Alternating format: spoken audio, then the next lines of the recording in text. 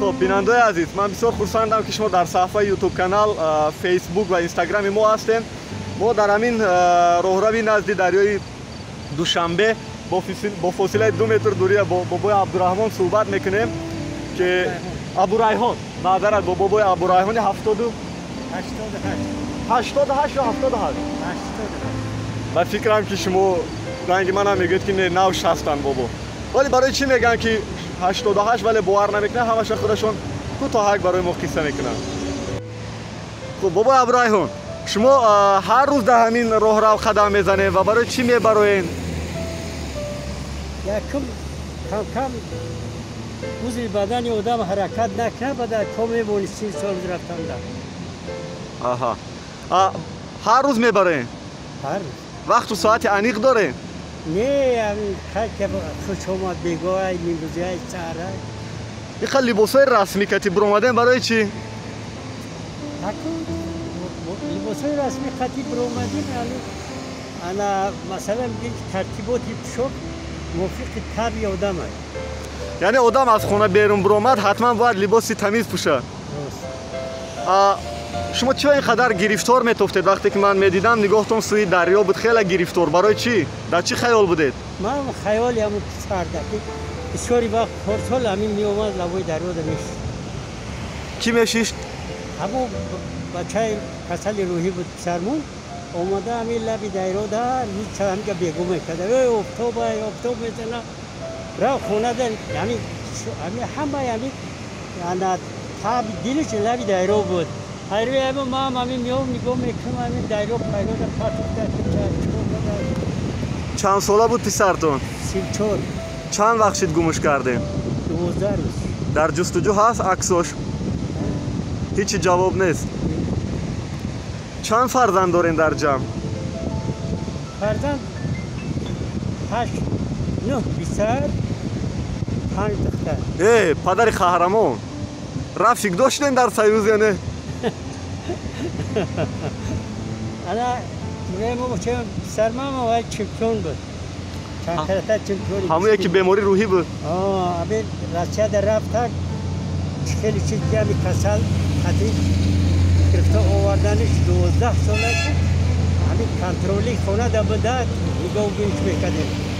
همین روزی 21 روما دوتا گفت ما همین چو دواتم کدستان انا 1500 تا جوان نگاه دارد انا دوم نمیتی برام ما گفتم ما دو لیت مرحمت برات یک سال گشت که هیچ گپ ندارد. او گفت یک کمپیل دیگه بسیسته که تو چی گذاشتن دا میبری نما چی گذاشتم نمودم هم چند تامی خیلی گپورد بود. شما پیش روانشناس یا عصبشناس برده بودین پیش دامولوها؟ همه داد یعنی چند سال بود باید انا لنز کرده بود بانی سوچم نیسته همونجا داد همونجا دا خوب بوده اونجا مادرش داشته که آورده میچینه 1 سال بود همین خونه داد. نتیجه نداد تبوبتون؟ نه. نامش چی بود؟ توی دیگه فرزندا جای او را پر نمیکنن به هر حال؟ هر یک کدومی او را پروردگار خلق میکنه اخلاق هر خیلی میغلطه. این مدل که پنجه یک نیست. بله. این مدل که بالای سینه‌تون چی است؟ این چی افتخار است؟ علی کش که چمپیون. در کدام رشته شما چمپیونه؟ در رشته گشتین ترجیح حضور. در کجا کی؟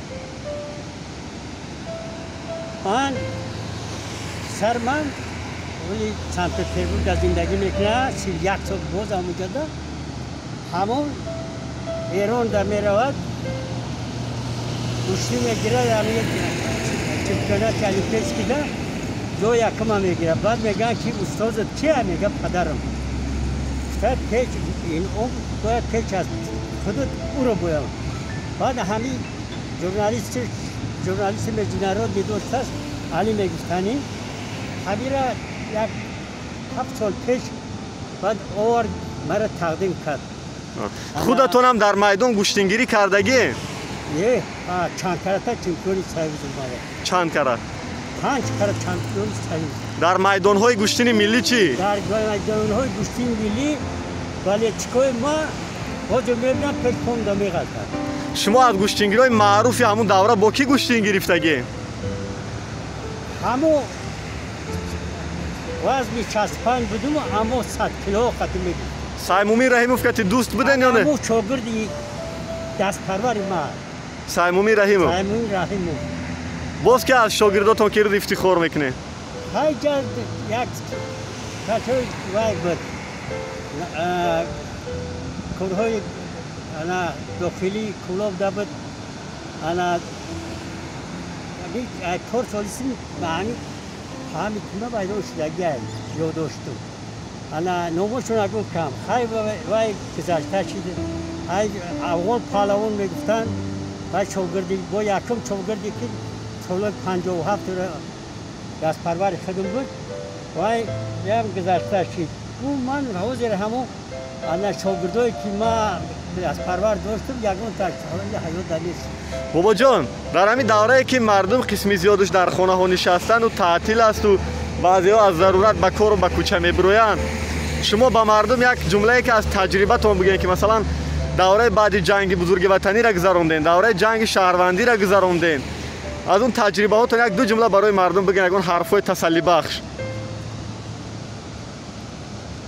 های چی بگم در همین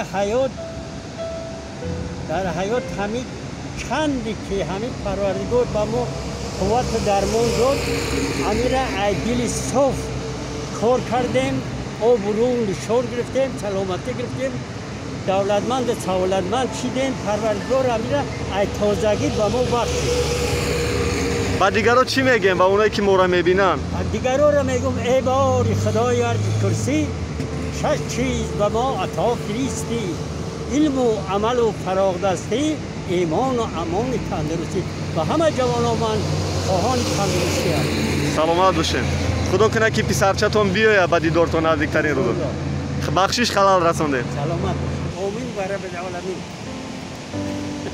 سلامت باشین بابای ابراهیم زنده باشین بخشش ما را تشریح داده ای چگاه ندارم در همین انا شیشت صحبت شما جدا خرسان شده سلامت باشه خودتون احتیاط کنید حتما پسر میاد بعد دیدارتون زنده باشین خب بیننده عزیز من فکر میکنم که بعد از یک صحبت بسیار خوب و خوش و خاطرمان شما با صفحه یوتیوب کانال ما با اینستاگرام و با فیسبوک ما ابونه میشین و با قول خود همون بچه‌ها توگمچه اولی را پخش میکنین و نظر و اندیشه های انتقادیتون حتما بنویسین ما جانبدار هر نظر و اندیشه های انتقادی سازنده هستم در خانه بمونین صمیمانه بمونین عاشقانه بمونین ما برای شما کوشش میکنیم که ویدیوهای جالبتر پخش کنیم از زندگی اجتماعی مردم در این صفحه همیشه ویدیو میبینید